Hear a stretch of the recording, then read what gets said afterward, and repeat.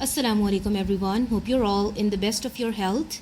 According to our today's lesson planner, we are going to take part C, E and F of our workbook, and these are obviously related to interjection, compound words and proverbs. So let's begin with the first one, that are interjections. We have already taken before. Interjections are those words that show us certain feelings or emotions like wow, hooray, Allah's, or something else. So we are going to figure out in question number 1, we will simply identify the interjections which mostly, not always, mostly end with exclamation mark or usually end with exclamation mark. So let's begin with the first one. The first one is, ouch, said the little girl when the ant nipped her finger. So obviously I can see that this is the word that ends with an exclamation mark and it gives me a certain feeling. So ouch is an interjection. Second one is, oh no, he did not forget the test again, did he? So over here, the words, oh no, these words are giving me or showing me a strange feeling or a strange emotion. So these words are interjection here. But I've told you before that it is not must that the interjection should end with exclamation mark. Third one is, hey, put that down at once. Hey is the word that is showing me a feeling, or that is showing the feeling or an emotion. So hey is an interjection. Last one is, I don't know what you think, but goodness gracious, I don't believe a word he said.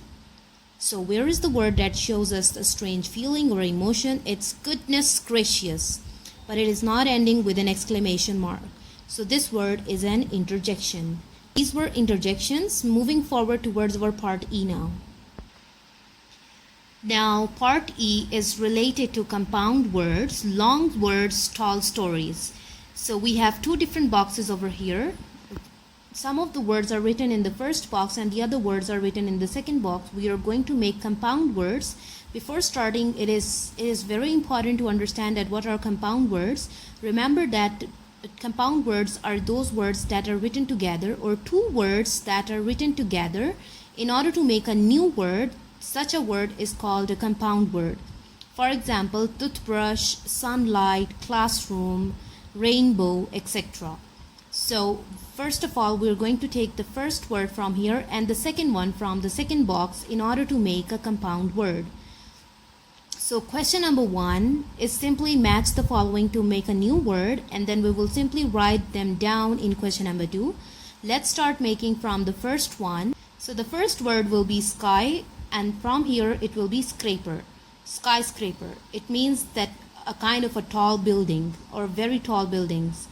Second one is flag pole. What does it mean? Flag pole, a pole for hanging a flag at the top. Then we have thread, and here bear, threadbare. What's a threadbare? It's like a poor or old clothes with visible threads, a shabby cloth. Then we have toothbrush. Obviously everyone knows about toothbrush. Sunlight. Then we have mud guard. It's mud and guard together will be mud guard. Mud guard is actually a cover to protect wheels of a car or other vehicles. That's a mud guard. Then we have headmaster, and next one is classroom. We know everyone knows about classroom, and the last one will be woodpecker. What's a woodpecker? Wood and pecker together will be woodpecker. Woodpecker is a kind of a bird with a strong beak to make holes in the trees. So this is how you're going to make the compound words, by joining the words given in the box. Now moving towards our part F. Alright, now we are on our part F, which is related to proverbs. Proverbs, obviously we have taken this question before. Proverbs means a famous saying or a famous quote all over.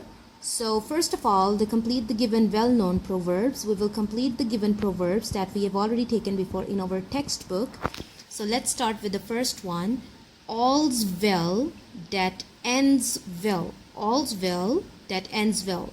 It means that it doesn't matter how hard the situation was, if everything turned out to be good. Second one is, cut your coat according to your cloth. cut your coat according to your clothes. That means we should live within our means and within our resources. Third one is, don't count your chickens before they hatch. That means don't rely on something or don't depend on something that hasn't happened yet. The fourth one is, a stitch in time saves 9, which means that it's better to solve our problem right now before it gets worse.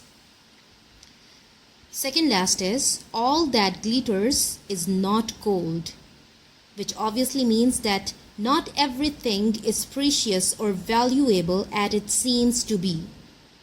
And the last one is, a bad workman always blames his tool. And this proverb means that a person who did something wrong will always blame others instead of blaming himself. That's it. These were some of the famous proverbs or the famous sayings. So this was our today's lesson. I hope you understood everything. Thanks for watching.